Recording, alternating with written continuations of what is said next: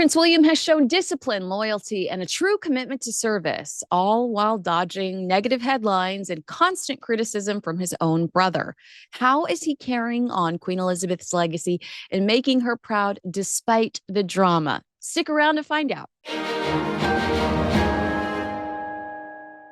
Hey, before we get started, I wanted to tell you about today's brilliant sponsor, and I want you to know why I simply love Peak. Peak has taken a modern, science-based approach to wellness, creating tea crystals and superfood blends made with exceptionally clean ingredients. Their products are all about making daily health habits easier and more effective, whether that's supporting digestion, glowing skin, steady energy, or just feeling your best. Personally, hydration was always a struggle for me. I drank plenty of water, experimented with electrolytes, and even stuck to the right skincare routine. Yet, I still dealt with dry skin, brain fog, and restless nights. That shifted when I started Peak's deep hydration protocol. In the morning, I use BT Fountain, their beauty electrolyte.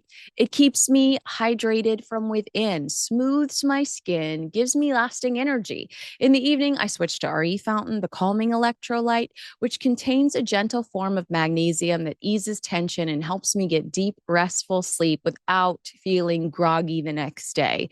What sets it apart for me is the purity. No sugar, no fillers, no artificial flavors, just real ingredients like lemon juice and beetroot. Within a week, I noticed my skin looking more plump and hydrated, my focus sharper, and my overall energy had improved. Hey, if you want to give it a try, I've got a special link in the show notes for you. 20% off for life plus a free gift with my link. peaklife.com/Kinsey. That's PIQUE life.com/Kinsey. Now back to the show.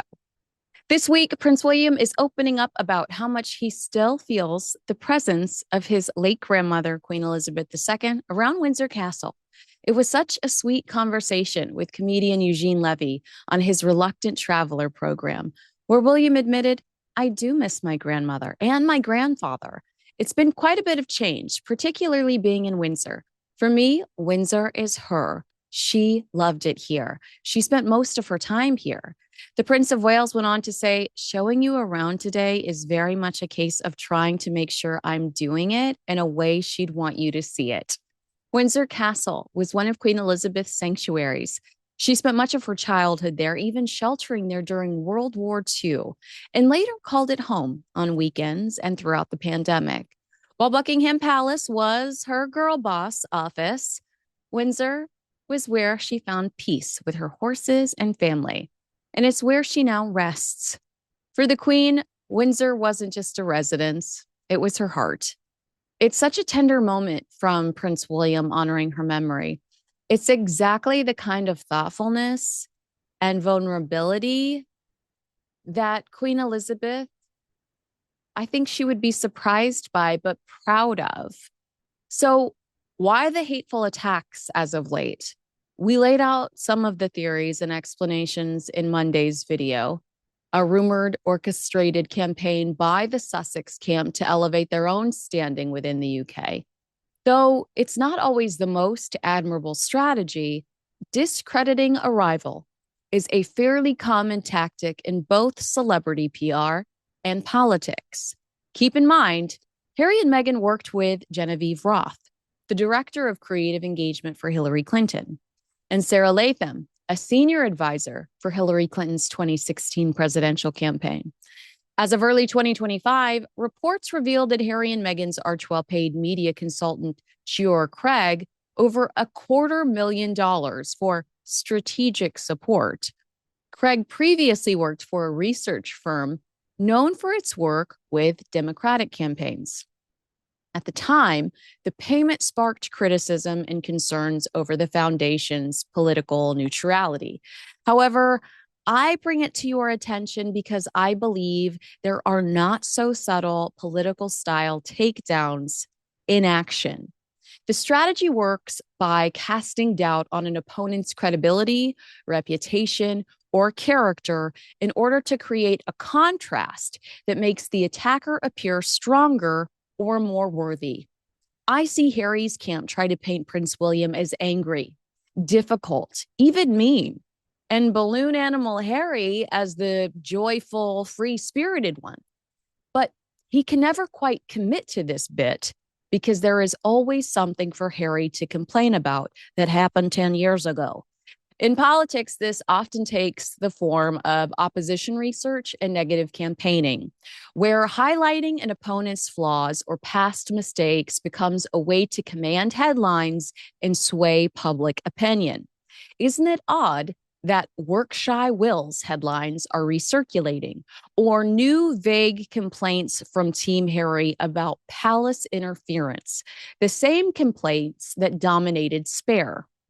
In the celebrity world, similar tactics can surface in the form of rumors, affair rumors, subtle digs in interviews, BBC, Tom Bradby, Anderson Cooper, or orchestrated leaks that frame a rival in a less flattering light. In reality, Team Sussex is actually limited on leak capabilities because Prince William keeps his family at a safe distance. That's why I believe you see them lean into the baseless rumor strategy. Prince William and King Charles are at war headlines. Over what? No, seriously. Common sense would suggest that Prince William's priority is likely on his father's health. Meanwhile, he's doing a great job representing the monarchy. Support for Prince William in the United States alone crosses political divides. Polls from 2023 and early 2025 show William is more popular with Americans than the most popular U.S. political figures. A YouGov poll from the Times of London, conducted in early 2025, indicated that Prince William is the most popular living royal in the U.S., with a 63% positive rating. Now, I share this as an example of Prince William's success, but those numbers, they gotta hurt Harry. These dirty PR moves can generate quick attention and shift the narrative in one's favor, but they're risky because audiences today are highly sensitive to authenticity, and attacks that seem unfair or mean-spirited can easily backfire. Like in Prince Harry's memoir, Spare, when he described Prince William's baldness as alarming and advanced, stating it was more significant than his own, and noting that William's resemblance to their mother, Princess Diana, had faded with time. By the way, Prince Harry, because I know you're watching, in its annual ranking last year, Reboot Online once again named Prince William the world's sexiest bald man, giving him the top spot for the second consecutive year. The Prince of Wales earned an impressive 9.86 out of 10, placing him well ahead of other famous bald stars such as Dwayne "The Rock" Johnson and Vin Diesel. The competition wasn't even close. You might say alarming. We say hot daddy, okay? And you want to talk mean-spirited? It feels incredibly mean-spirited to criticize the Prince and Princess of Wales over supposed shortcomings, whether about their work ethic or personal choices, when 2024 was a year of relentless attacks and stalking as the princess bravely battled cancer. She has only just entered remission this year. And if ever there was a moment for compassion and grace, it's now.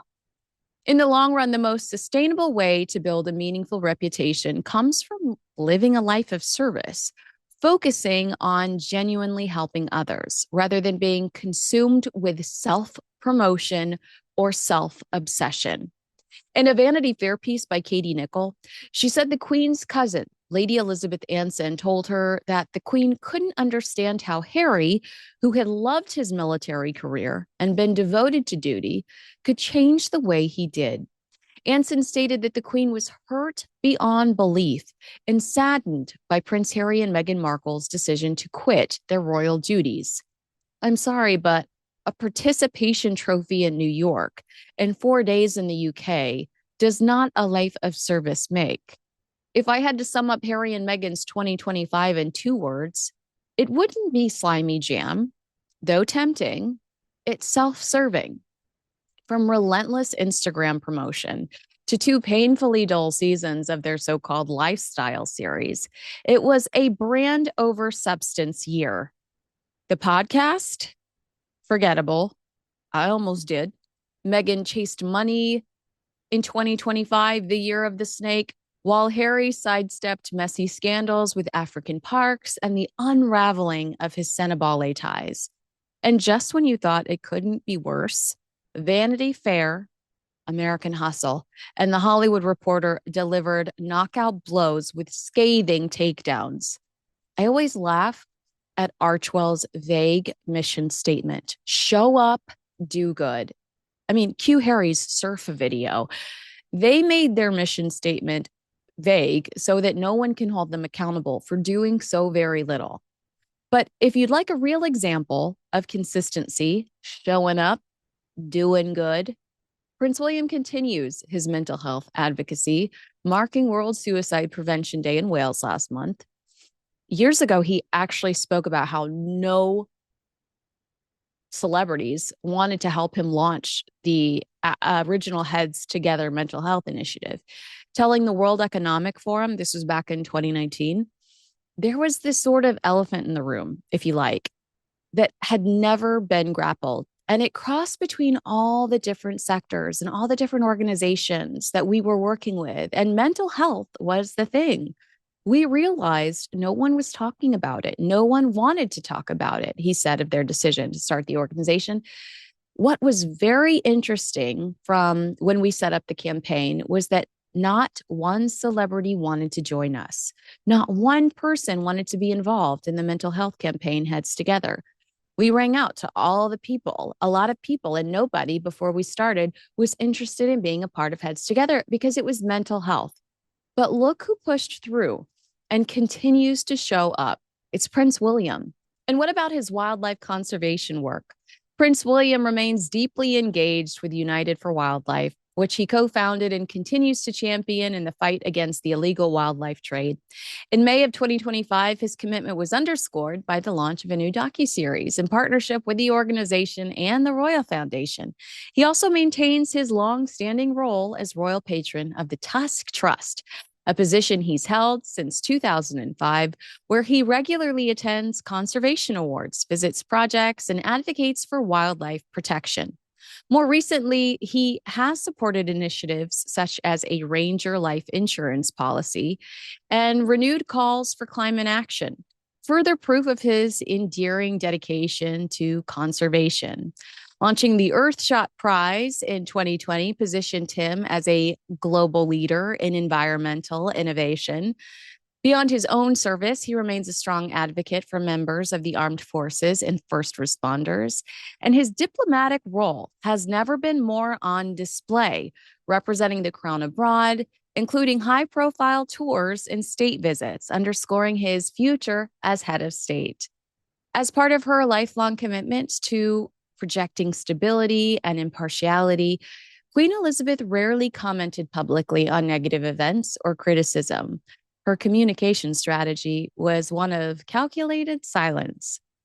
I love that we see the same in Prince William and Catherine. Never complain, never explain.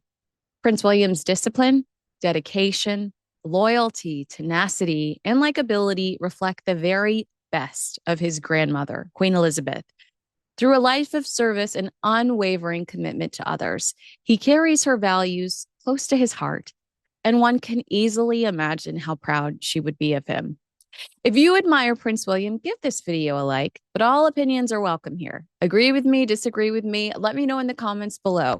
Make sure you like, subscribe, and share this video with a friend. Thanks so much for watching. I'm Kinsey Schofield.